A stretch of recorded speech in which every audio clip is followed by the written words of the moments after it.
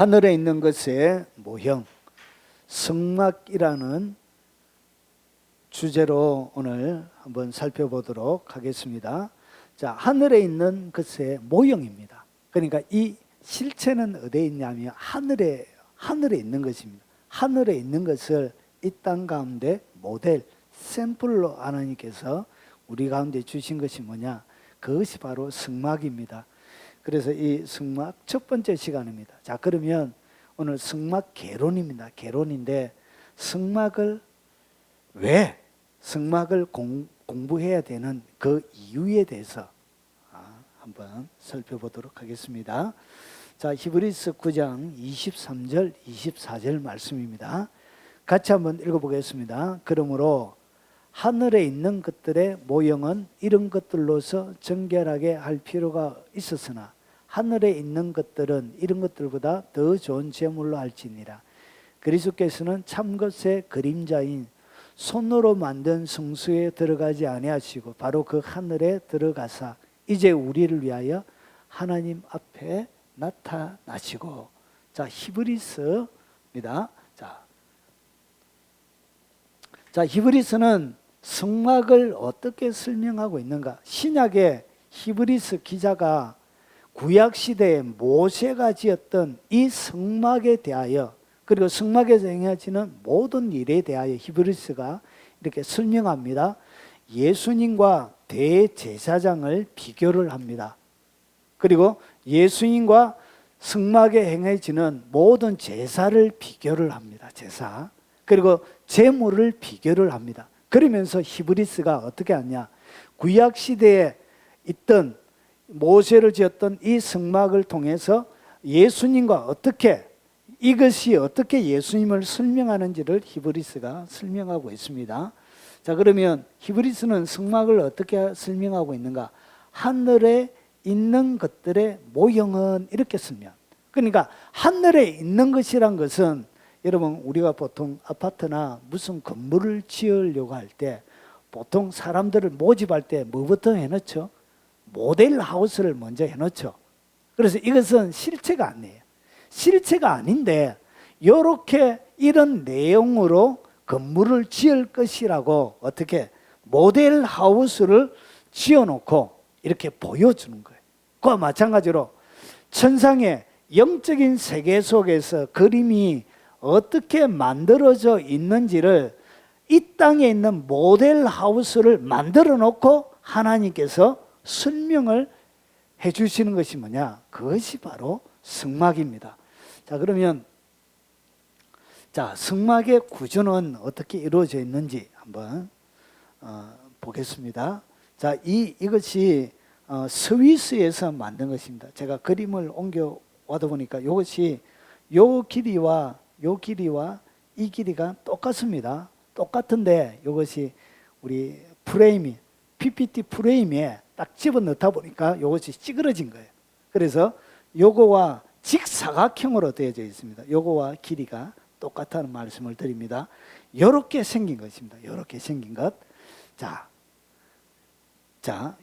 여기에 끝풀을 4개의 천으로 이렇게 4개의 천으로 되어져 있는데 이 천을 한번 벗겨 보겠습니다. 자, 여기 보면 청색, 자색, 홍색, 가늘게 꼰 4개의 배치를 통해서 여기에 제일 안쪽에 천이 뭐가 새겨졌냐? 그룹의 모형이 새겨져 있습니다. 휘장에도 그룹이 뭐냐? 하나님의 천사입니다. 여러분, 아담과 하와가 하나님 앞에 죄를 딱 지었고 나서 그 다음에 에덴 동산에서 추방을 당합니다. 에덴 동산에 추방을 당하고 나서 에덴 동산을 누가 지키도록 했냐면 하나님께서 두루 도는 화영금과 그룹 천사들이 어떻게 했냐? 그룹 천사들이 지키겠습니다. 이 그룹 천사의 왕이 누구냐?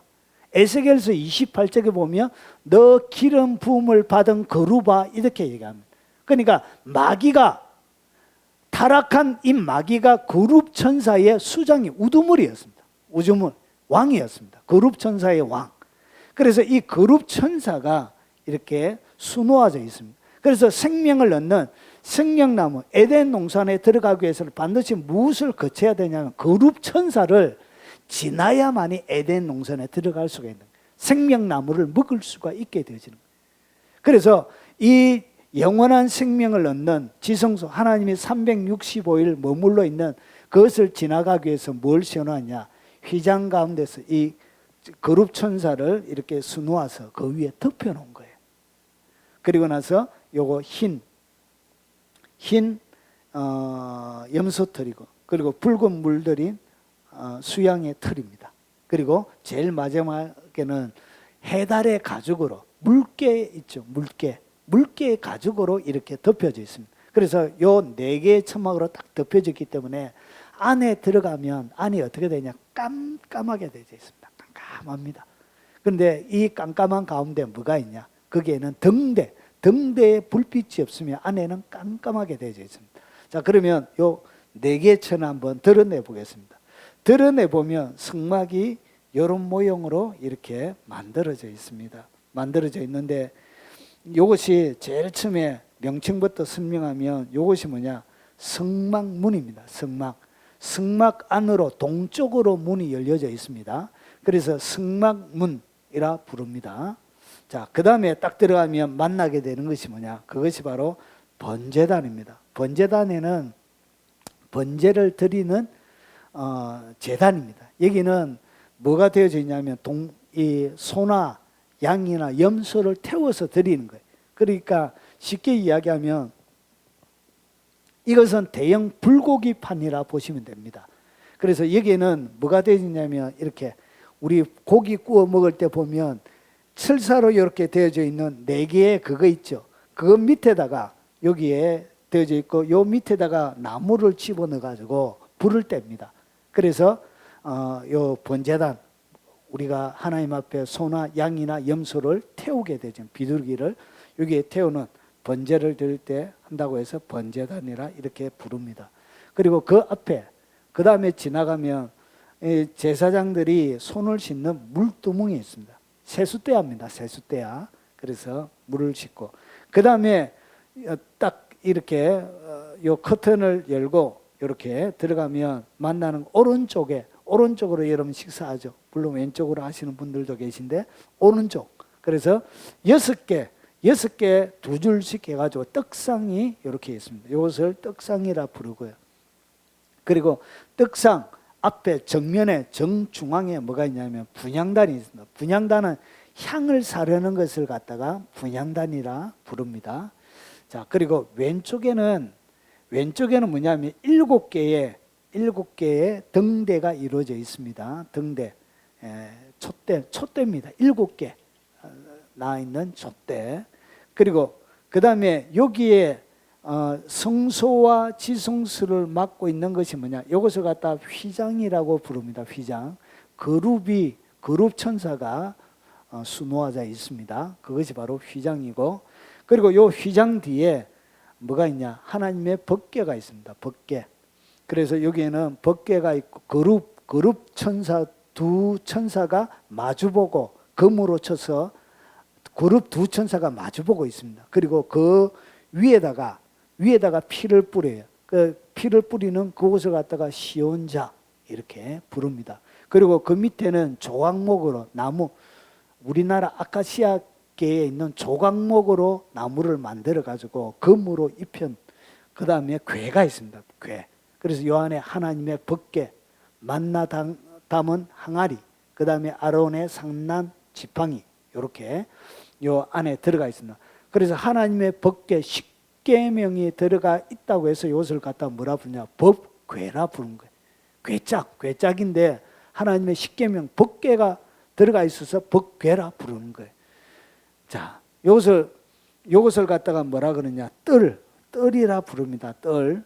여기에는 뭐냐면 사람의 동물의 육체와 관련되어져 있는 것들을 요 뜰에서 합니다. 그래서 요 성막을 땅에다 펼쳐 놓은 것처럼 보면 안 되고요. 이것을 성막을 위로 딱 세워야 돼요. 이렇게 딱 세워서 딱 보면 발로 땅을 딛고 있는 요 땅에서 하는 일, 이것은 어디에 일어나냐? 뜰에서 일어납니다. 그래서 번제단에 고기를 태우고, 그리고 그 얼음 같은 거, 검은 거 묻으면 이렇게 들어가기 전에 씻고 손 씻고 이렇게 하는 거, 그것이 바로 물두멍에. 그래서 육체와 관련되어 있는 것들이 어디에서 하냐? 요 뜰에서 다 일어나요. 가죽을 벗기고 그리고 온 몸을 잘라가지고 각을 뜨고 하는 모든 일들이 여기에서 뜰에 일어납니다. 그래서 이것은 우리의 육체와 관련되어져 있는, 육체의 소욕과 관련되어져 있는 일을 합니다. 그래서 이 뜰은 육체를 얘기하고요. 그리고 여기 세워져 있습니다. 뜰. 그 다음에 공간 안에 뜨는 공간이 뭐냐? 그것이 바로 성소라 부릅니다. 앞에 이 하나님의 분향단과 떡상과 등대가 있어요. 그래서 이 안에서 일어나는 일들은 뭐냐? 우리의 혼적인 것과 관련이 있습니다. 성소의 지, 정, 의. 그래서 이 혼적인 것들이 이 성소 안에 일어나고요. 그리고 제일 마지막에 지극히 거룩한 성소라 해서 지성소라고 부릅니다. 그래서 이것은 1년에 대제사장이 7월 10일 날 한 번만 딱 들어가요. 한 번. 하루에 딱 하루만 들어가는 것이 뭐냐? 이것이 바로 지성소에 들어가면, 이것은 우리의 영적인 일들, 영에 관련되어져 있는 영의 일들이 이 지성소 가운데 일어납니다. 그래서 이것을 딱 세워놓으면 뜰은 육체적인 것들, 이 성소 안에는 우리의 혼적인 영역들이 일어나고요. 그리고 지성소는 우리의 영적인 부분들이 되어집니다. 그래서 이것이 딱 세워지면 천국에 이렇게 딱 되어집니다. 그래서 1층층은 우리의 육체적인 것들, 그리고 2층층 공중에서 일어나는 많은 것들은 우리의 혼적인 영역들을 얘기하고, 3층층 천국에서 일어나는 것은 어디에서? 바로 지성소에서 일어나는 일들을 설명하고 있는 거예요. 그래서 성막 하나를 제대로 알면 모든 영적인 원리들을 이 성막 안에 하나님께서 종합적으로 어떻게 해놨냐? 모델 하우스로 설명을 다 해놓았습니다. 그래서 성막 하나를 완벽하게 알면 모든 영적인 진리들은 이 안에 다 들어가 있어요. 자, 그 다음에 이렇게. 자, 그러면 왜 성막을 이렇게 구약시대에 모세가, 예수님이 오셔서 다 성취를 했는데 왜 2000년이 지난 지금에 왜 또 성막을 이렇게 공부해야 되느냐? 자, 그 이유를 8가지로 한번 살펴보도록 하겠습니다. 자, 왜 성막을 공부해야 되느냐? 자, 여호와를 만날 수 있는 길을 발견하게 됩니다. 그러니까 하나님을 어떻게, 우리가 구약시대에 이것이 성막이 샘플이기 때문에 구약의 샘플을 따라가면 하나님을 만나는 지성소까지 가는 길을 알게 되어지는 거예요. 그래서 이 성막을 살펴보면 어떻게 우리가 하나님을 만나고, 하나님을 만나는 과정들 가운데 번제단을 거쳐야 되고, 그리고 그 가운데 물두멍도 거쳐야 되고, 그리고 그 앞에 떡상에 떡도 먹어야 되고, 등대 빛도 필요하고, 분향단에 향도 살라야 되고, 그런 과정을 거쳐서 우리가 하나님 앞 지성소 앞으로 나아가게 되어지는 거예요. 그래서 보십시오. 출애굽기 25장 22절에 보니까 모세에게 하나님께서 뭐라고 하냐? 거기 있어. 이 거기서가 어디죠? 바로 이 성막을 얘기합니다. 성막. 바로 성막 거기서 내가 너와 만나고. 그래서 성막 거기서 만나는데 보세요. 속죄소 위, 곧 정거막 위에 있는 두 그룹 사이에서 내가 너와 만나고, 속죄소 위, 곧 정거궤에 있는 두 그룹 사이에서 내가 이스라엘 자손을 위하여 내게 명령할 모든 일을 내게 이르리라. 그래서 하나님께서 어디에서 얘기하냐? 휘장 바깥에, 아마 모세가 하나님의 말씀을 들으러 할 때마다, 주님의 뜻을 알려고 할 때마다 어디에 나갔다고요? 성소 안으로 들어간 거예요. 분향단 앞에 서서. 그래서 하나님의 말씀은 어디에서 말씀했다고요? 지성소 안에 그 속죄소 위에서 하나님이 두 그룹이 마주보고 있는 그 정사각형 위에 있는 속죄소 위에서 하나님이 뭐 했다고? 내가 너와 만나고 말을 했다는 것이죠. 그래서 마치 제가 여기 요 지성소라면 여기서 앞에 휘장 가운데 있는 밖에 누구에게? 모세에게 이렇게 들려주는 거예요. 이렇게. 그래서 내게 명령할 모든 일을 내게 이르리라. 거기서 주님이 뭐 한다고요? 내가 너와 만난다는 것이. 그래서 하나님은 어디에서? 늘 지금도 지성소에서 하나님이 우리를 만나시는 거예요. 결국은 우리가 하나님을 만나기 위해서 어디에 가야 된다고요? 지성소 안으로 들어가야 되는 거예요. 지성소 안으로 들어가야. 그래야 지성소에서 말씀하시는. 하나님이 어디에서 말씀하신다고요? 번제단에서 말씀하십니까? 아니에요.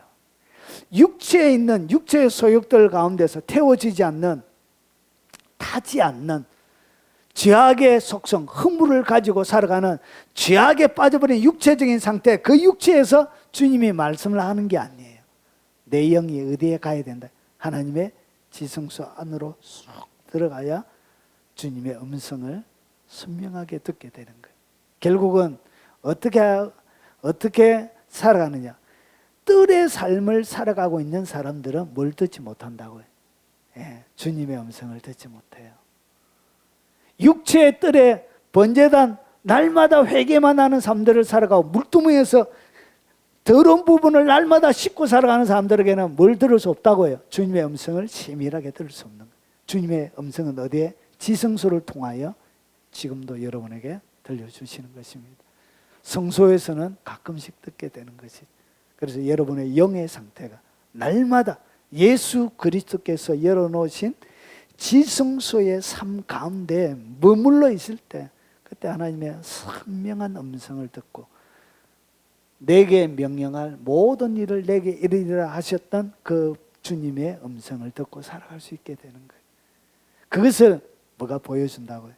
이 성막이 어떻게 그분 앞에 가서 듣는지를 설명해 주고 있는 것입니다. 자, 그리고 예수 그리스도를 바로 알고 바로 믿을 수 있습니다. 여러분, 성막을 알아야 누구를 아냐? 예수님을 정확하게 알 수 있습니다. 이 성막이 예수님의 가장 완벽한 모형이에요. 구약시대에 나오는 가장 그림 중에 최고의 모델이 그게 뭐냐? 그게 바로 성막이에요. 그래서 보십시오. 너희가 성경에 예수님이 당대에 살고 있을 때에 이 성경은 뭘 얘기하냐? 구약 성경밖에 없었어요. 신약 성경이 아직 만들어지지 않았습니다. 예수님의 제자들이 성경을 짓죠. 자, 그러면 아직까지 예수님이 여기에서 이야기하는 이 성경, 유대인들과 나누면서 나누었던 이 성경은 구약 성경을 얘기하는 것입니다. 그래서 구약 성경, 신약 성경이 아직 만들어지지도 않은 거예요. 예수님의 제자들이 아직까지 제대로 성령을 받지도 않은, 사역을 시작하지도 않았던, 교회를 세우지도 않았던 것들을 얘기합니다. 그래서 너희가 성경에서, 그래서 예수님이 이야기하는 모든 성경은 구약 성경을 얘기합니다. 너희가 성경에서 영생을 얻는 줄로 생각하고 성경을 연구하거니와. 사람들은 뭘 연구했다고요? 성경을 연구했는데 왜 연구했냐? 성경을 연구해야 거기에서 영생을 얻는 줄 알고 성경을 연구했다는 것이죠. 구약시대 사람들이. 그런데 보세요. 이 성경이 곧 내게 대하여 증언하는 것이다. 그러니까 성경 가운데 나오는 모든 것들은 누구를 증언한다고? 예수님을. 그리고 보십시오. 모세를 믿었더라면 또 나를 믿었으리니 이는 모세가 내게 대하여 기록하였습니다. 그러니까 모세가 기록한 것이 창세기, 출애굽기, 레위기, 민수기, 신명기, 그 가운데 핵심적으로 들어가 있는 것이 레위기, 그리고 25장, 출애굽기 25장부터 나오는 40장까지 나오는 그 모든 이야기가 성막에 관련되어져 있는 이야기예요.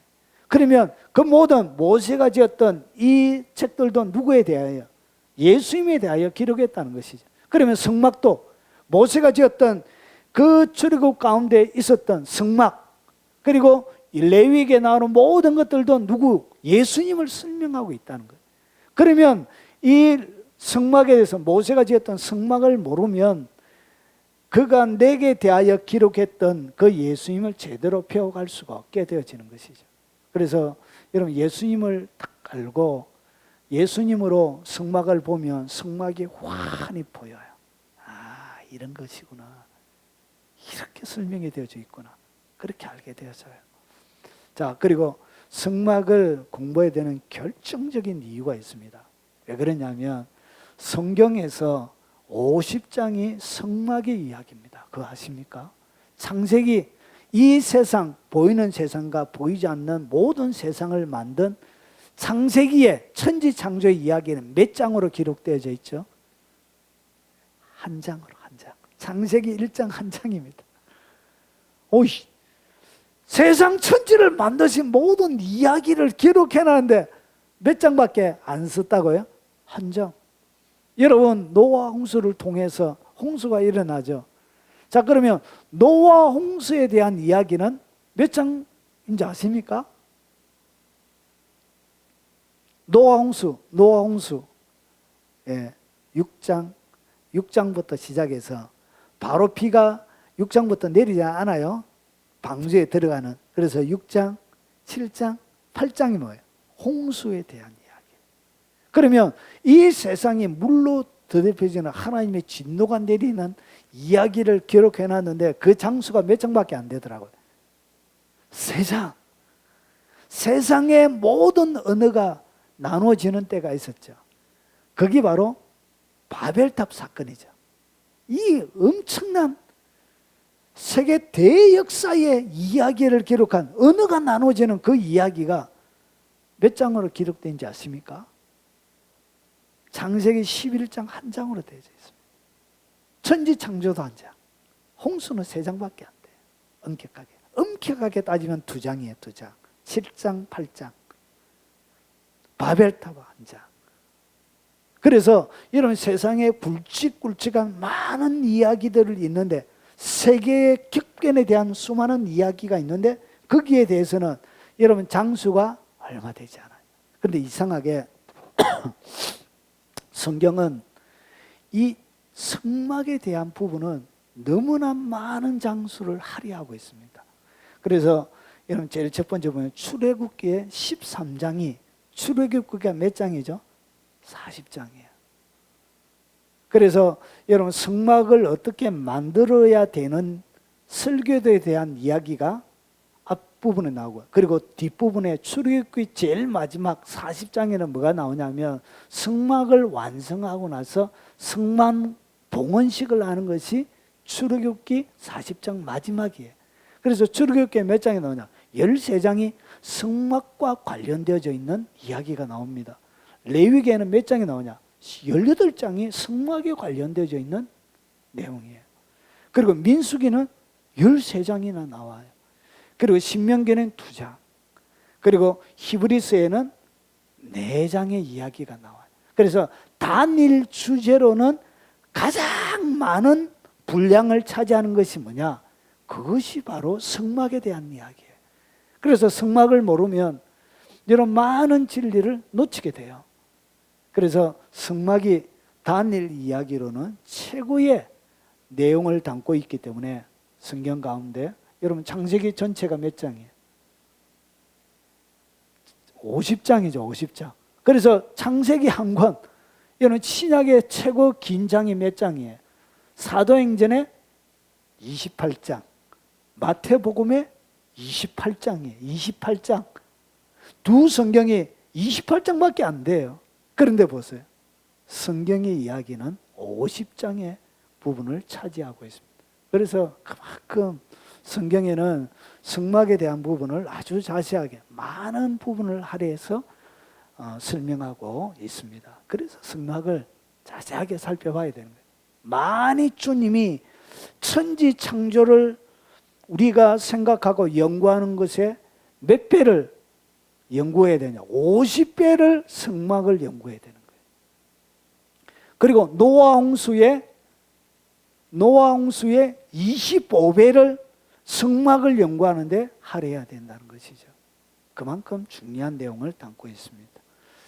자, 여호와께서 죄인을 용서하시고 받아주시는 장소가 바로 성막입니다. 어떻게 사람이 죄 용서함을 받고 그 죄를 지은 사람을 주님이 받아주는지, 그 받아주는 원리를 설명하는 것이 뭐냐? 그게 바로 성막이에요. 그는 번제물의 머리에 안수할지니, 여러분 죄 지은 사람은 뭘 끌고 오죠? 그의 죄의 경중에 따라, 그리고 그의 재산의 정도에 따라 예물을 끌고 와요. 그러니까 자기가 갚은데 비둘기 드리면 돼요, 안 돼요? 안 돼요.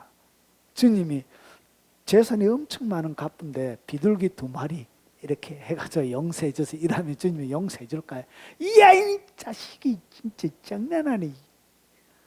그래서 이 재물의 정도가 비싼 돈이 많은 사람일지라도 그것을 하나님 앞에 죄를 짓고 나서 번제물을 딱 드릴 때 이것이 뭐가 되냐? 부담이 돼요. 그 금액이. 부담되는 금액이에요. 그게 작은 금액이 아니에요. 여러분, 소 한 마리 지금 얼마죠? 한 7, 800쯤, 한 1000만 원 한다 치고, 여러분, 죄 지을 때마다 여러분이 얼마 내야 된다고요? 한 번 죄 지으면 1000만 원. 그러면 일주일 동안 몇 번 짓습니까, 집사님? 한 50번 짓는다면, 아이고, 5억을 가지고 와야 돼요. 자신의 재물에. 그래서 부자라도 이 번제물을 드리는 이 예물은 만만한 금액이 아니에요. 양을 드리는 것도 마찬가지예요. 그래서 속죄를 한번 하기 위해서 하나님 앞에 갖다 바치는 예물 자체가 부담스러운 액수예요. 자, 그래서 보십시오. 죄를 지으면 누가 안수를 하죠? 제사장이 안수합니까? 안 해요. 죄를 지은 자기가 안수합니다. 자기가 번제물에다가 하나님, 나는 이런 죄를 지었습니다. 하나님, 거짓말 했어요. 옆집 아줌에 목욕하고 있는데 몰래 봤어요. 이렇게. 이해가 되시죠? 이렇게. 그리고 옆에 지나가는데 참외가 예쁘게 열려있으니까 하나 따먹었어요. 이렇게. 죄송해요. 수박도 하나 따먹겠네. 이렇게. 오이도 하나 훔쳐왔네. 이렇게 자기가 하는 거죠. 누가 잡아요? 제사장이 잡는 게 아니에요. 물론 일반적인 절기를 할 때는 제사장이 잡지만, 그리고 죄를 지은 사람이 자기의 죄 용서함을 받기 위해서 올 때는 자기가 잡아요. 그러니까 자기가 잡으면 여러분, 양이 음매하면서 죽어가는 장면을 자기가 처절하게 보는 거예요. 내 죄 때문에 양이 이렇게 처절하게 죽어가는 거예요. 여러분 닭 한 마리 목 비트는 것도 그렇게, 여러분 사람이 비틀면 유쾌하지 않습니다. 개미는 모르겠고 바퀴벌레도 모르겠고, 예? 일반 가축의 목을 하나 비틀면 여러분의 마음에 상처가 돼요. 상처가. 여러분 개를 잡아 보십시오. 그런데 이 가축은 보통 자기 집에서 가장 자기가 사랑하는 것을 아끼는 것, 최고 아끼는 것을 드리는 거예요. 하나님 앞에. 그래서 최고 건강하고 자기를 가장 잘 따르고 그리고 가장 싫어하고 가장 아끼는 그것을 가지고 예물로 드려야 되는 거예요. 그래서 이게 보통 마음이 힘든 게 아니에요. 그것을 잡아 죽인다는 것이. 그래서 그 잔상을, 예물을 잡고 죽이고 나서 집에 갔을 때는 그 마지막 양의 울음소리가 그 밤에 그의 귀천을 계속 때리는 거예요. 내가 죄 지을 때마다 이렇게 양이 죽는구나. 이렇게 하면서 보세요. 번제물 머리에 그가 안수하는 거예요. 그리고 나서 그를 위하여 기쁘게 받아짐이 되어 그를 위하여 속죄가 될 것이라. 그래서 죄 지은 사람이 어떻게 하나님 앞에 용서받고 다시금 그분 앞에 가는지, 그리고 죄에 따라 드리는 것이 달라요. 모든 것이. 번제도 있고 소제도 있고 화목제도 있고 속건제도 있고 속죄제도 있습니다. 그래서 어떻게 하느냐에 따라 방법이 다 다릅니다. 이렇게 용서받는 방법이 기록이 되어져 있는 거예요. 그래서 이것이 뭐냐? 우리는 그리스도 안에서 그의 은혜의 풍성함을 따라 그의 피로 말미암아 속량 곧 죄사함을 받았는데, 그래서 예수님이 그의 피로 말미암아서 우리를 어떻게 속량은 돈으로 주고 값으로 사는 거예요. 실제로 감옥에 갇혀 있는 사람에게 이렇게 돈을 주고 보석금을 내고 끄집어내는 거예요. 그런 게 속량이에요. 돈을 주고 사는 걸 얘기해요. 속량, 그 죄사함을 받은 그분의 피값으로 피의 값을 지불하고 우리를 구원해 주는 거예요. 그 일이 어디에서 샘플로 하던 일이 예수님이 실체로 하시는 거예요. 그의 피로 말미암아 속량 죄사함을 받는 방법을 샘플로 보여준 거예요. 모든 율법의 제사 제도로 그렇게 되어 있습니다. 자, 그리고 성령의 인도함을 받는 삶을 설명합니다. 이 성막을 딱 보면 성령을 따라 살아가는 것이 어떻게 살아가느냐, 어떻게 내가 성령의 깊은 인도함을 받으면서 하나님 앞에 살아갈 수 있는지를 성막을 바라보면서 우리가 배우게 됩니다. 여러분, 성막을 보면 드디어 성막 봉헌식을 하는 거예요. 성막을 다 짓고 나서 하나님께 이제 드리게 됩니다. 그때 보세요. 구름이 성막 위에 떠오를 때 이스라엘 자손이 모든 행진하는 길 앞으로 나아갔고, 그러니까 이스라엘 백성들이 행진할 때 어떻게 행진하냐, 구름이 떠오르는 거예요. 구름이 딱 떠오르면 그 다음에 이스라엘 백성들이 재빨리 이렇게 성막도 다 긋고 이동용 텐트로 되어 있어요. 그래서 다 긋고 이스라엘 백성들도 텐트 다 긋고 그들이 지파에 따라 이렇게 순서에 따라 쫙 이동합니다. 그래서 구름이 성막 위에 떠오를 때 모든 행진하는 길로 앞으로 나갔고, 구름이 떠오르지 않을 때는 떠오르는 날까지 나아가지 아니하였습니다. 그러니까 구름이 계속 머물러 있으면 그냥 머물러 있는 거예요. 그래서 낮에는 여호와의 구름이 성막 위에 있고 밤에는 불이 그 구름 가운데 있음을 이스라엘의 온 족속이 그 모든 행진하는 길에서 그들의 눈으로 보았더라. 그러니까 모든 이스라엘 백성들이 모든 행진하는 길에서 그들의 눈으로 보고 그 성막을 따라 이렇게 이동하는 거예요. 그래서 이것이 뭐냐, 성막의 이동 경로가 결국은 성령의 인도함을 받는 모형으로 이렇게 보여주는 거예요. 어떻게 성령이 우리를 이끌어가는지를 성막을 보면 여러분이 배우게 되는 거예요. 자, 그래서 출발할 때도 성막이 떠올라요. 구름이 쑥 떠오르면 이스라엘 백성들 가자. 그래서 성막 40년 그들이 광야에서 가면서 한 세대는 죽어요. 그러니까 여호수아 갈렙 외에는 그 당대 사람들은 광야에서 다 죽고, 그러니까 광야에서 자녀를 많이 낳았던 거예요. 아이고, 광야 텐트 생활하면서도 이 이스라엘 백성들이 자녀를 많이 광야에서 낳은 거예요. 그래서 그들의 고향이 어디라고요? 광야 출신이 많은 거예요. 고향이 광야. 아이고 참, 참 바쁠 낀데. 아이고, 알을 많이 낳는가 봐요. 그래가지고 출발하면 그냥 일어나야 되는 거예요, 이렇게. 그래서 보세요. 신약 시대에도 하나님께서 어떻게 교회를 이끌어가느냐, 사람들을 이끌어가느냐. 안디옥 교회에 선지자들과 교사들이 있으니 곧 바나바, 니게레라는 시몬과 구레네 사람 루기오와 봉왕 헤롯의 젖동생 마나연과 및 사울이라. 주를 섬겨 금식할 때 성령이 이르시되 내가 불러 시키는 일을 위하여 바나바와 사울을 따로 세우라 하시니. 여러분, 하나님의 교회 선교사를 파송하고 사람들을 보낼 때 누가 그 모든 것을 인도하시죠? 성령께서. 그래서 성령이 우리에게 지시하지 않으면 행동하면서 움직이면 안 돼요. 그냥 성령이 머물러 계시면 그냥 머물러 있으면 돼요. 이렇게 머물러 있으면.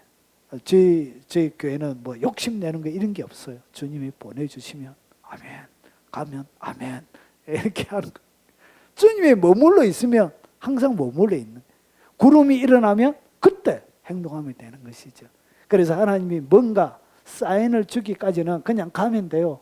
편안하게 하나님이 주신 삶을 마음에 즐기면서 아멘, 아싸리 이렇게 그냥 가면 되는 거예요. 복잡하면서 내가 계획하면서 이렇게 갈 필요가 없어요. 하나님의 교회는 그렇게 할 필요가 없어요. 그냥 주님의 구름이 일어나면 아멘 하고 옮겨라 하면 아멘 이렇게, 저기로 아멘 하면 가면 되는 거예요. 자, 그분이 우리의 길을 이끌어가는, 이에 금식하며 기도하고 두 사람에게 안수하여 보냅니다. 하나님이 이렇게 진행이 되어져 가는 거예요. 이 모든 것들을 어떻게 성막의 인도의 원리에 따라 이 구름기둥과 불기둥은 성령을 얘기하는 것입니다. 성령이 어떻게 그들을 이끌어가는지를 설명하는 거예요. 여러분, 출발 신호만 얘기하는 게 아니라 방향도 가르쳐줘요. 어느 쪽으로 가야 될지, 왼쪽으로 가야 될지. 낮에는 여호와의 구름이 성막에 있고, 보세요, 그의 모든 행진하는 길에서 그들의 눈으로 보았더라. 요거는 그림이에요. 샘플이에요. 샘플이란 것은 이스라엘 백성들에게만 한 것이 아니고 누구에게도, 우리에게도 똑같이 한다는 거예요. 그것이 모델이요 샘플이라는 거예요. 이게 우리와 관계가 없는 게 아니에요. 고린도전서 10장에 구름과 바다에서 그들이 다 행정하며, 이것은 우리에게 무엇으로? 본으로. 우리에게 본으로 거울로 주신 거예요. 그러면 이스라엘 백성들을 인도했던 똑같은 방식으로 우리를 하나님이 이끌어간다는 거예요. 그것이 고린도전서 10장에서 설명하고 있는 거예요.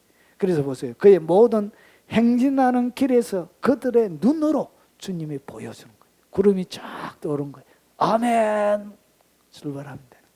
그래서 오른쪽으로 가야 될지 왼쪽으로 가야 될지 방향을 그분이 우리에게 가르쳐 주는 거예요. 성령이 아시아에서 말씀을 전하지 못하게 하시거든. 원래 바울은 소아시아 사람이었어요. 그래서 자기의 고향을 거쳐서 아시아로 복음을 전거하려고 했는데, 이런 밤에 마게도냐 사람이 와서 우리를 도와라고 꿈에 막 얘기하니까 이 바울이 성령님의 말귀를 못 알아들었던 거예요. 자기가 가고 싶은 것은 아시아로 가고 싶은데 주님의 방향은 어디였지요? 그래서 설명을 해주는데 이 바울이 제대로 깨닫지는 못했던 거예요. 그래서 꿈에 한 번 더 이 마게도냐 사람들이 와서 우리를 도와라 이러니까, 아이고 주님 죄송합니다. 마게도냐였군요. 그러면서 마게도냐를 지나가서 뒤지도록 맞고 맨날 굶고, 예? 감옥에 갇히고 막 그렇게 했던 것이죠. 그러면서 교회를 다니면서 세웠던 거예요. 그래서 하나님이 뭐하냐? 우리의 방향을 성령께서 가르쳐 주시는 거예요. 깨닫지 못할 때 꿈으로도 가르쳐 주시고, 환상을 열어서 가르쳐 주시고, 다양하게 우리의 가야 될 길을 그분이 가르쳐 주시는 거예요. 사람이 마음으로 자기의 길을 계획할지라. 우리가 계획한다고 해서 되는 게 아니에요. 그의 걸음을 인도하시는 일은 여호와시니라. 하나님이 여러분의 걸음을 이끌어 가신다는 것이죠. 저도 수많은 계획들을 세웠습니다. 이렇게 하고 이렇게 하고 많은 계획들을 세웠지만 하나님이 저를 인도하시는 방식은 저의 계획과는 완전히 달랐습니다. 이렇게 하면 잘 될 거야. 막 젊은 혈기, 젊음이라는 가능성, 그거 맞고 막 이렇게 대들었던 그 인생을 주님이 무참히 짓밟아 버리시고 갈기갈기 가루를 만드시더라고요. 바닥을 주님이 기게 하시는데 비참해서 살 수가 없대요. 쪽팔려서도 살 수가 없고, 아침마다 거울 보는 나의 꼬라지를 바라보도 살 수가 없고, 또 어찌 거울을 못 보겠노가 나의 얼굴을. 그렇게 비참할 수가 없는 게 인생이. 도살장에 매일마다 일하러 가는 것이 도살장에 끌려가는 어린 양처럼 그렇게 인생이 비참한 거. 여러분, 우리가 계획한다고 해서 되는 게 아니에요. 가장 안 될 것 같고, 가장 인생의 바닥처럼 보이던 이 계책을 하나님이 시키더라고요. 사람의 눈으로 바라보기에는 가장 최악수였습니다. 이 계책하는 것이. 코로나가 한창일 그때 사람이 인생의 바둑을 넣는데, 제가 계책하는 이 계책이 나의 인생 가운데 내가 놓을 수 있는 바둑알 중에 최고의 악수였습니다. 이것이 가장 내 인생에 비참한 선택이 될 수도 있는 최악수였습니다. 코로나가 되니까 교회가 될 수가 있습니까?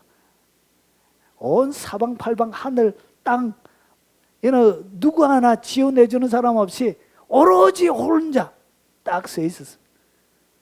하나님 외에는 없대요. 사람 의지할 필요가 없어요.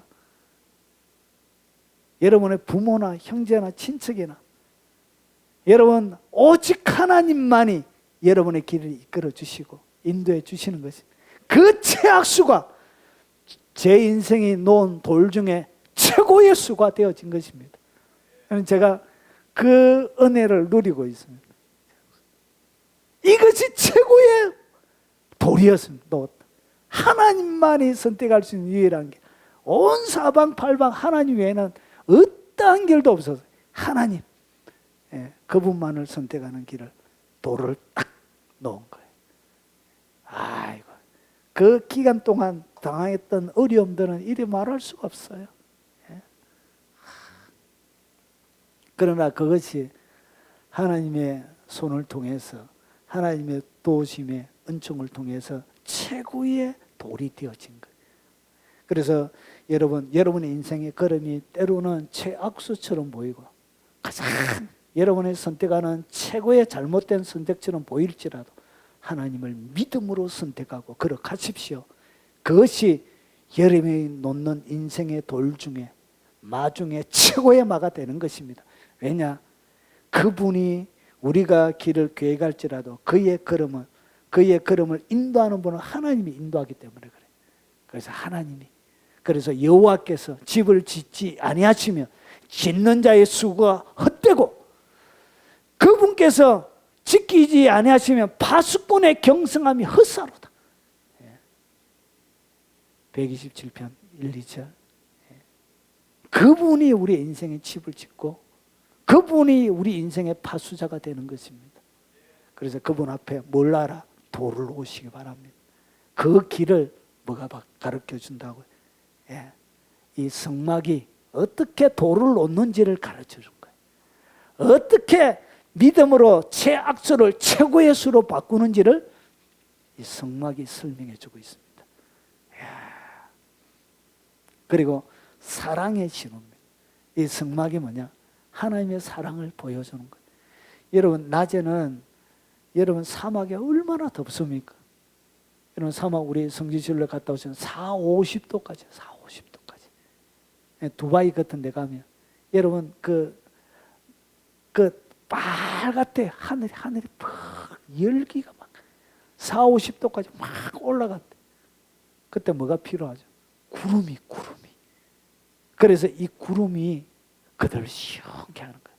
구름 밖에만 조금만 넘어가도 그 열기에 숨이 턱턱 막히지만 이 구름을 통해서 하나님의 사랑을 보여주는 거예요.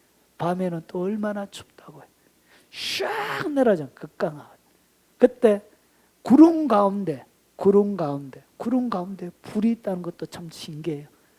수증기잖아요. 구름이 수증기 가운데 불이 있다는 그 자체가 신통방통한. 그래서 주님이 밤에는 또 불로 따뜻하게 온기로 덮여주는. 이것이 뭐냐? 하나님이 인도하시는 방식을 보여주는 거예요. 무엇으로? 여러분이 더울 때는 한여름 날에는 뭐처럼? 나무 그늘처럼. 우리나라에 여름이 오면 나무 그늘이 최고죠. 나무 그늘 밑에 평상 깔아놓고 수박 탁탁탁탁 썰어가지고 그 다음에 얼음 쫙 넣어가지고 꽉 퍼면 그게 최고잖아요. 하나님이 우리의 삶들을 그렇게 이끌어간다는. 추운 겨울에는 난로처럼. 나오나의 노래가 딱 생각이 나긴 한데 이렇게 하나님이 우리의 삶들을 이렇게 이끌어가는 것입니다. 모든 행진하는 길에서 그들의 눈으로 뭘 본다고요? 하나님의 사랑을 보면서 살아가게 하는 거예요. 그런데 이스라엘 백성들은 이 사랑을 몰랐어요. 그들의 눈에 보이는 이 하나님의 긍휼과 사랑을 그들은 이해를 못한 것입니다. 마치 이런 거예요. 여러분 갓난 아기들은 엄마의 사랑을 몰라요. 어린 아기들은 3살 밑에 애들은 부모님의 사랑을 잘 몰라요. 여러분 사람이 언제 사랑을 아느냐? 결혼해서 자기 자식 낳아봐야. 하은이 니는 너 엄마 사랑 모른다 하지. 네가 자식을 딱 낳아야 그때 나를 향한 엄마의 사랑 그것을 뼈저리게 느끼게 돼. 지식적으로 아는 것과 내 가슴이 느껴지는 것이 달라요. 그래서 한 해 두 해 늙어가는 피부가 노화되어져 가는, 기운 없어져 가는 부모님 바라보면서 그렇게 가슴이 아픈 거예요. 마지막 떠날 시간들을, 얼마 남지 않은 그 시간들을 바라보면서 지내는 그 시간이 그렇게 애타하면서 애달픈 거예요. 그게 그렇게 소중하게 느껴지는 거예요. 그 사랑을 무엇을 통해서? 하나님의 구름을 통해서, 그 하나님의 성막을 통해서 보여주는 거예요. 그래서 그 하나님의 사랑에 애간장이 녹는 거예요. 애간장. 애간장. 우리 황 집사님 그 아구찜에 애 먹어보셨습니까? 애 먹어보셨죠? 입에 딱 들어가면 녹아피잖아요. 이 애간장이 녹는 거예요. 아구찜 애 아니 안 먹어봤나? 송 집사님 안 드셔서 우리 언제 한번 먹어봐요. 제가 사줄게요. 입에 딱 들어가면 녹아버려요. 그 맛이 죽이는 거예요. 죽이는 거예요. 아구 수육을 시켜 나온 겁니다. 그래서 하나님께서 우리의 삶들 가운데 이 애간장이 녹아내릴 정도의 따뜻한 사랑으로 우리의 삶을 채워가시는 거예요. 그것을 성막을 통해서 하나님이 보여주는 거예요. 그래서 그 하나님의 사랑을 알아가면 그렇게 가슴이 떨리는 거예요. 우리를 향한 그 사랑 때문에 가슴이 가슴에 진동이 오는 거예요. 가슴에 지진이 일어나는 거예요. 그래서 그분을 위해서 순교의 자리까지 나아가게 되는 거예요. 그 지극한 사랑 때문에 우리의 가슴이 부서지는 거예요. 그 사랑 때문에 눈시울이, 얼굴에 뺨에 눈물이 타고 계곡이 되고 강물이 되는 거예요. 가슴에 강물이 생기는, 사랑의 강물이 이렇게 생겨나게 되는 거예요. 로마서 8장 26절 27절에 이와 같이 성령도 우리의 연약함을 도우시나니 우리는 마땅히 기도할 바를 알지 못하나 오직 성령이 말할 수 없는 단식으로 우리를 위하여 친히 간구하시느니, 우리가 구하지 못할 때, 기도하지 못할 때 우리 속에 있는 성령은 뭐하고 계시다고요? 내가 기도할 수 없을, 그러니까 내가 영적인 침체 가운데 딱 들어가 있다. 그때 내 삶들 가운데는 뭐가 일어나고 있다는 것을 알면 된다고요. 성령의 기도가 폭발적으로 올라가고 있다는 것을 알면 되는 거예요. 나의 영적인 침체의 기간은 성령의 기도 시간이에요. 믿습니까? 이것이 우리에게 설명해 주고 있는 거예요. 그리고 믿음으로 살피는 네가, 마음을 살피는 네가 성령의 생각을 아시나니 이는 성령이 하나님의 뜻대로 성도를 위하여 간구하심이라. 하나님의 뜻대로 우리가 세워지도록 성령이 간구해 주시는 거예요. 사랑하는 여러분, 인생이 힘들고 고달프고 어렵습니까? 여러분, 깊은 침체에 빠져서 하나님을 부를 힘조차 없었습니까? 주님은 바로 그때 여러분을 위하여 하나님의 뜻대로 성령의 하나님의 뜻대로 성도를 위하여 간구하고 계신 것입니다. 여러분, 그 성령님을 의지하고 일어나시기 바랍니다. 기도로 나가시기 바랍니다. 그분이 잡아주시는 것입니다. 자, 영광의 신호입니다. 눈으로 보는 거예요. 구름이 회막에 덮이고 여호와의 영광이 성막에 충만하며, 모세가 회막에 들어갈 수 없었으니 이는 구름이 회막 위에 덮이고 여호와의 영광이 성막에 충만하였습니다. 하나님의 영광에 임하는 것을 누가? 그들이 눈으로 보았더라. 하나님의 영광을 어떻게 눈으로 보고, 하나님의 영광을 어떻게 내가 여호와의 영광을 깊이 있게 체험할지를 보여주고 설명하는 것이 뭐라고요? 그게 바로 성막이에요. 이야, 내가 하나님의 영광을 이렇게 체험할 수 있구나, 이렇게 보여주는 영광의 신호를 보여주는 것입니다.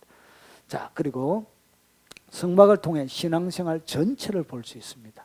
그러니까 어떻게 신앙생활이 진행되어지는지 보여주는데, 첫 번째, 성막 울타리. 성막 울타리는 뭐냐? 이겁니다. 여기 울타리입니다. 울타리. 20개의 기둥으로, 10개의 기둥으로 이렇게 세워져 있습니다. 이렇게 20개, 20개 이렇게. 자, 이것이 울타리인데 2m 정도 되어집니다. 2m. 그래서 밖에서는 안에가 무슨 일이 일어나는지가 보여지지 않습니다. 이해가 되시죠? 그래서 세상에서는 안에 무슨 일이 일어나는지 알지를 못해요. 그래서 이것은 비밀이라 그래요. 그래서 이 울타리는 뭐냐? 신앙생활 전체를 보여. 세상 가운데 구별되게 교회가 세워진 것을 보여줘. 구별되게 딱 교회가. 그것이 울타리로 설명하는. 성막문은 뭐냐? 어떻게 우리가 구원받는지를 성막문을 통해서 보여주는 거예요. 성막문이 결국 구원받는 구원론에 대해서 설명하고, 번제단은 뭐냐? 죄가 무엇인지, 그리고 예수 그리스도께서 올리신 이 보혈의 신비가 무엇인지 이 번제단에서 설명을 해줍니다. 물동은 뭐냐? 어떻게 우리가 거룩해져 가고 더러워질 때마다 깨끗하게 씻을 수 있는 성화론에 대해서 설명을 해주고요. 등대는 뭐냐? 사명이에요. 빛을 비춘 거예요. 일어나 빛을 발하라. 이는 내 빛이 이르고 여호와의 영광이 내 위에 임하였습니다. 너는 세상의 빛이라 하면서 빛을 비추는 그 등대, 어떻게 사명을 감당하고 빛을 비추는지 등대가 설명을 해줘요. 모델로. 그리고 나서 떡상은 축복을 받는, 떡상은 아주 가늘게 꼰 아주 가루를 내가지고 12덩이의 떡을 만들어요. 그래서 이것은 뭐냐? 어떻게 우리가 축복을 받는지, 그리고 그걸 먹고 헌신하는지를 보여주는 거예요. 그리고 분향단은 뭐냐? 기도가 무엇인지를 보여주고요. 법궤는 뭐냐? 그 안에 아도론의 상난 지팡이나 죽은 지팡이와 같은 것이 뭐예요? 삭이 나죠. 이것이 뭐예요? 죽음과 같은 우리의 몸이 부활할 것을 보여주는 거예요. 그리고 그 지성소는 천국이 무엇인지, 하나님의 임재가 무엇인지를 설명해 주고 있습니다. 그리고 거기에는 뭐냐? 계시, 하나님의 법궤가 있죠. 법궤. 십계명이 있는 거예요. 십계명 두 돌판이 그 안에 들어가 있는 거예요. 거기에서 하나님의 말씀하시는 거예요. 그래서 하나님의 계시가 무엇인지를 이 법궤에서 설명해 주고, 하나님의 말씀이 무엇인지 설명해 주고 있는 것입니다.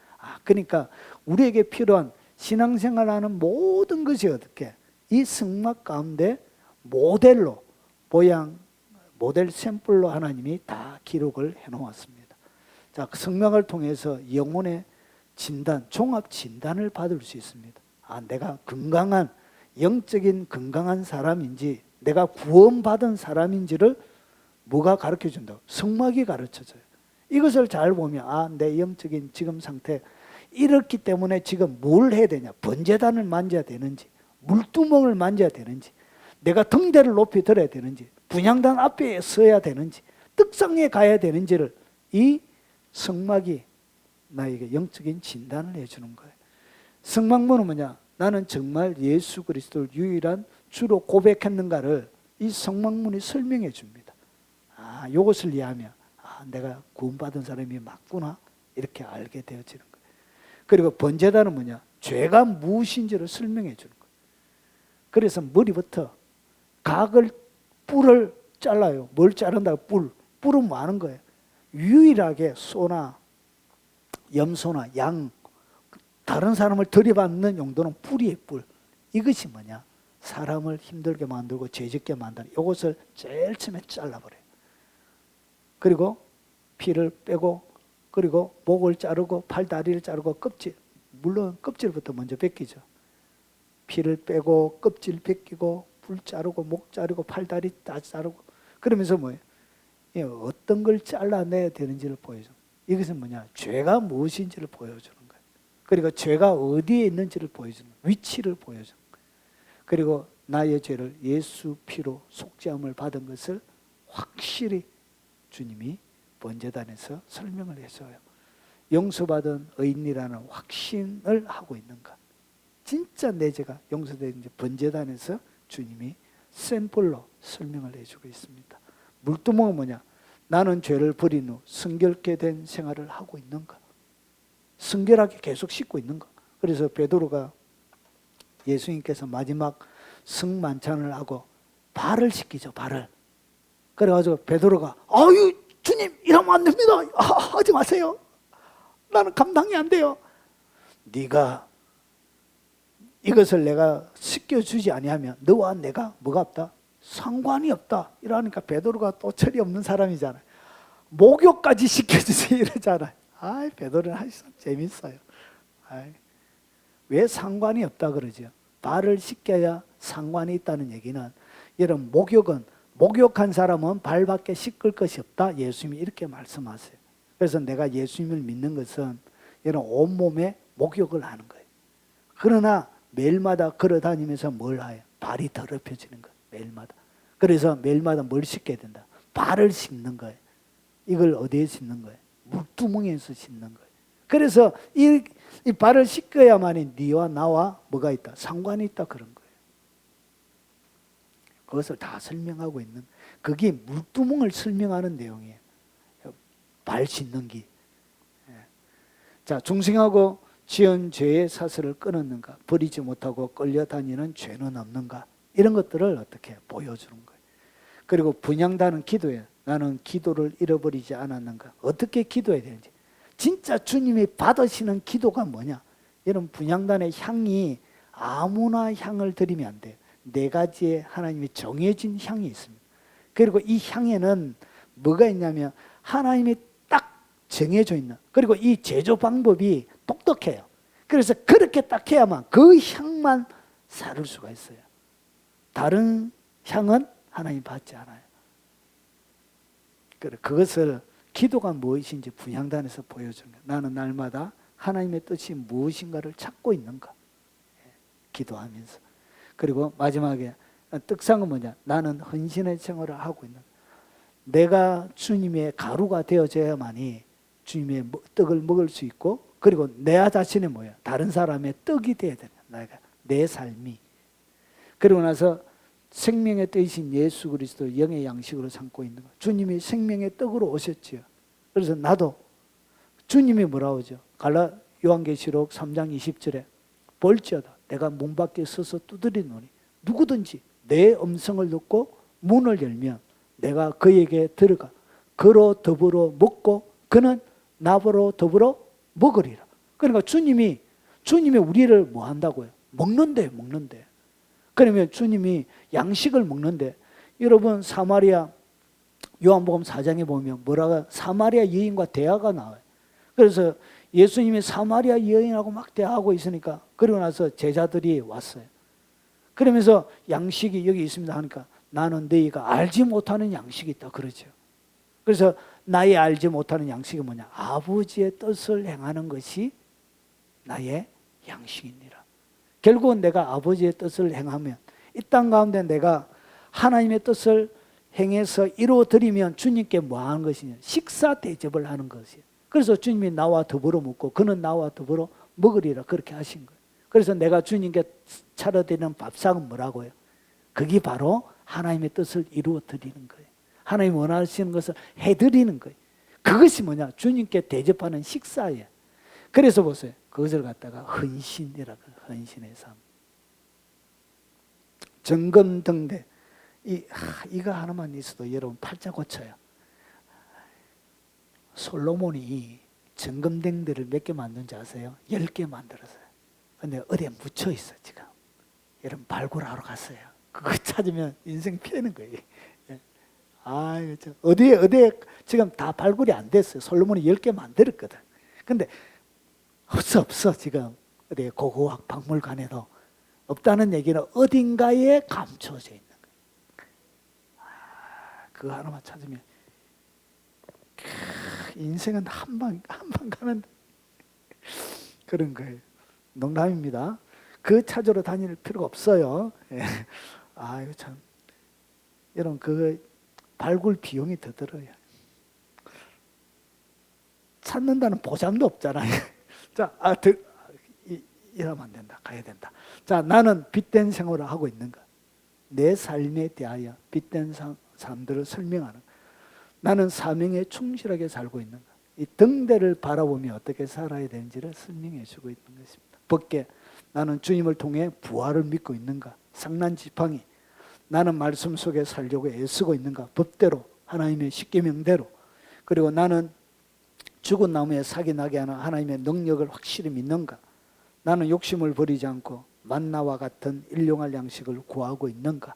만나당한 항아리. 그것을 보여주는 것입니다. 이것이 뭐냐고? 이것이 바로 성막을 공부해야 되는 이유가 여기에 있는 거예요. 전체가 되어져 있는 거예요.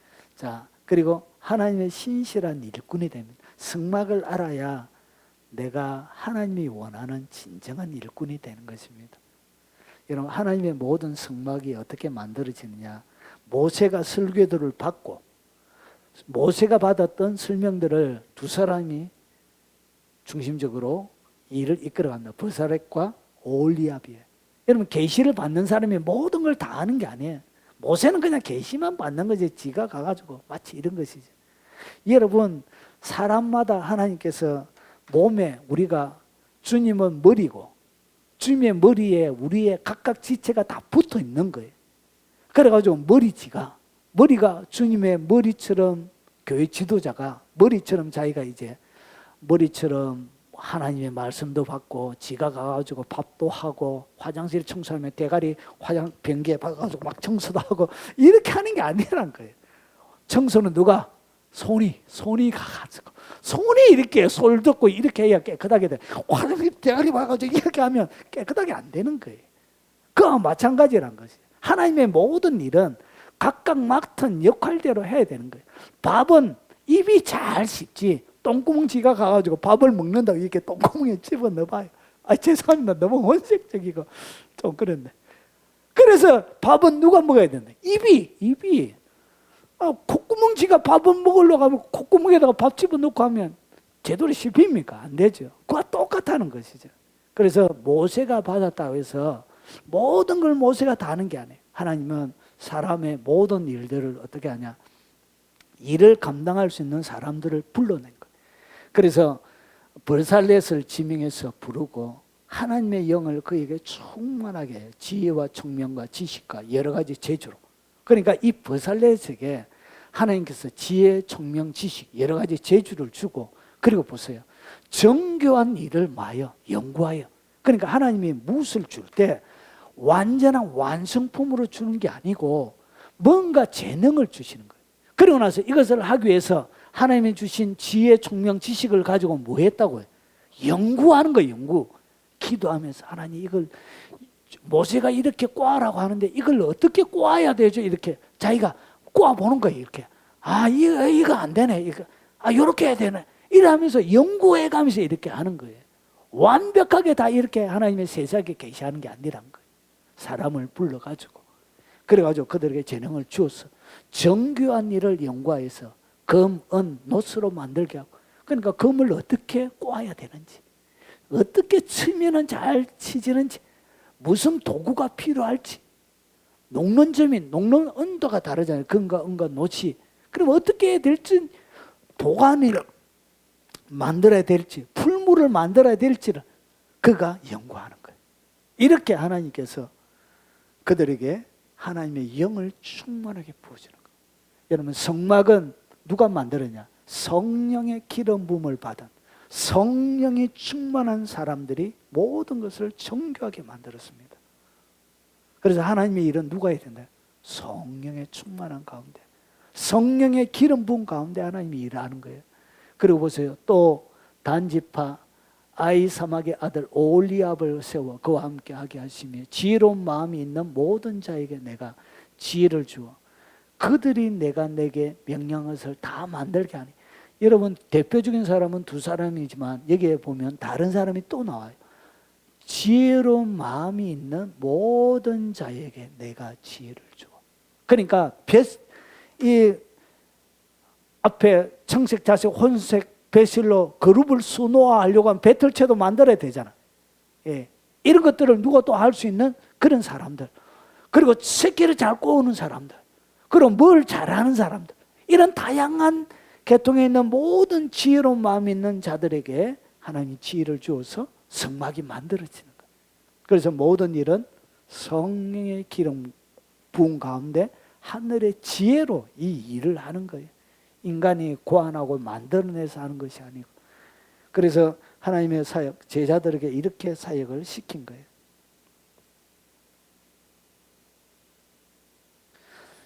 오직 성령이 너희에게 임하시면 너희가 권능을 받는 거예요. 하나님의 일을 위한 능력을 받는 거예요. 이렇게 충만하게 지혜, 총명, 지식 이런 여러 가지 권능, 능력들을 받는 거예요.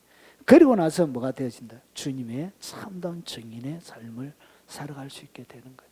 여러분, 성령의 성막의 모든 일들은 이렇게 진행되어졌고, 모세도 성령 가운데서 하나님의 지혜를 받아서 하늘의 모형을 그가 보고, 그리고 나서 나눠주고, 이런 사람들을 통해서 성령 가운데서 모든 일이 진행이 되어져 가는 것입니다. 그래서 하나님의 일을 어떻게 하는지에 대한 세세한 설명들을 이 성막을 통해서 우리가 배우게 되는 것입니다.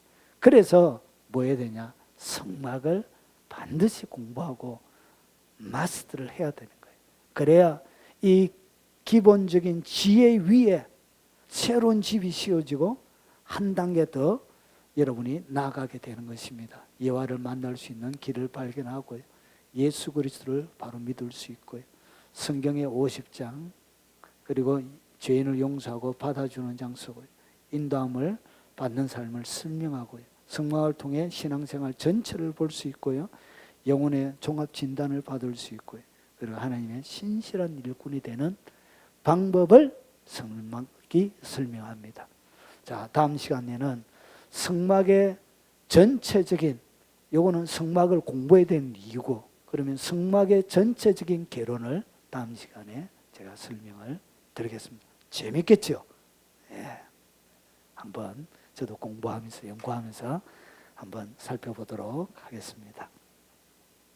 자, 우리 마지막 불렀던, 우리 제일 처음에 불렀던 찬송하고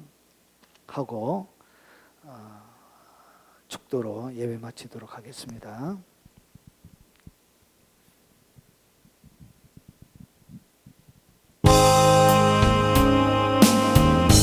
주께 나오니 날 새롭게 하시고 주의 은혜를 부어주소서.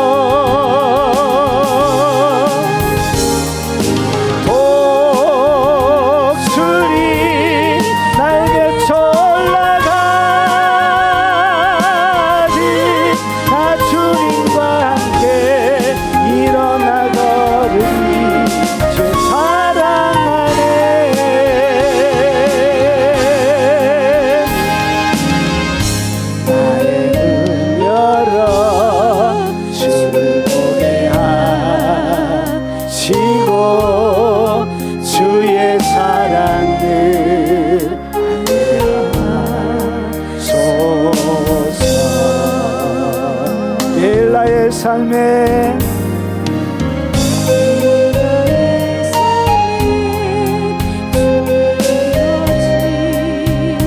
도록 새롭게 하소서. 제 사랑으로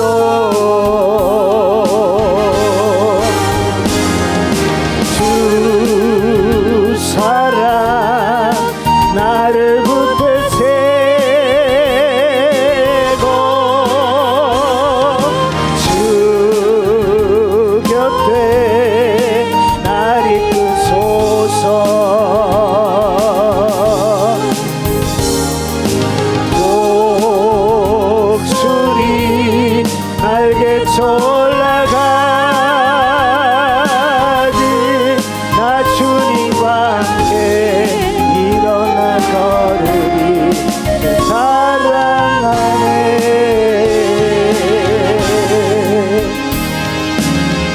지금은 우리 구주 예수 그리스도의 은혜와 성부 하나님의 지극하고 크신 사랑과 성령님이 함께 하심으로 우리에게 십자가의 길을 통하여 휘장으로 열어놓으신 지성소의 길을 통하여 날마다 주님 앞에 서서 주님을 섬기며 살아가길 원하는 이 자리에 참석한 사랑하는 하나님의 백성들 머리 위에, 그들의 삶 위에, 가족 위에, 살아가는 생업 위에, 그리고 이 영상을 접하는 국내에 있는 많은 성도들과 특별히 외국에 있는 여러 교포 성도들 머리 위에, 그리고 전 세계에 있는 교회들과 그리고 동역하는 동역자들 머리 위에 지금부터 영원 무궁토록 함께 있을지어다.